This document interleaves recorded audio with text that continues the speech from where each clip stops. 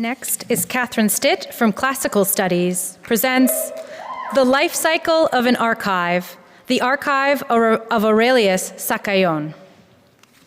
Have you ever wondered what it was like to live in ancient Egypt, especially during the Roman period, or what the society was like, especially for women?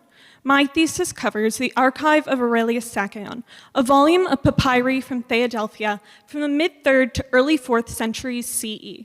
These papyri revolve around the activities of a man named Aurelius Sakaon and those of his family. My thesis discusses the life cycle of this archive and asks how the archive has been used as a scholarly source, first through the lens of book reviews. But I found that these book reviews tended to focus more so on the archive with issues of editing or dating, rather than treating it as a work of papyri. Therefore, I ask the questions: what kind of social histories do these papyri present, and what can this archive teach us otherwise? Sakaon himself was an important landowner in Philadelphia and the head of his household, as many of the tax receipts and records otherwise prove in the archive. But the papyri also preserve legal cases, some of the most interesting discussing a woman and widow named Aurelia Artemis. Typically during this period, when a woman would petition the courts, a male representative would be assigned to her. But Artemis is recorded as multiple times representing herself, or even once hiring a solicitor purposefully.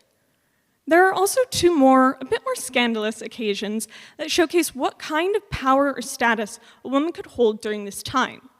These are occasions when Sakaon's family would kidnap their own female relatives who had married into another family in order to bring them back into the household. On the first occasion, it was Sakaon's own daughter, Tawaz, from his first wife, and allegedly, his second wife even orchestrated the event. On the second occasion, it was a more distant relative named Nona. And interestingly, her mother, Anus, orchestrated and physically participated in the kidnapping.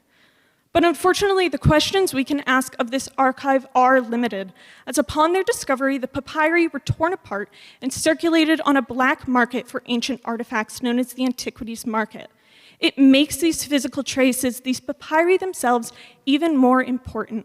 And they prove that it is imperative to ask questions of everything, even a micro-history from a small village in decline, as was the case in Philadelphia, if we want to reach a true understanding of our ancient history. Thank you.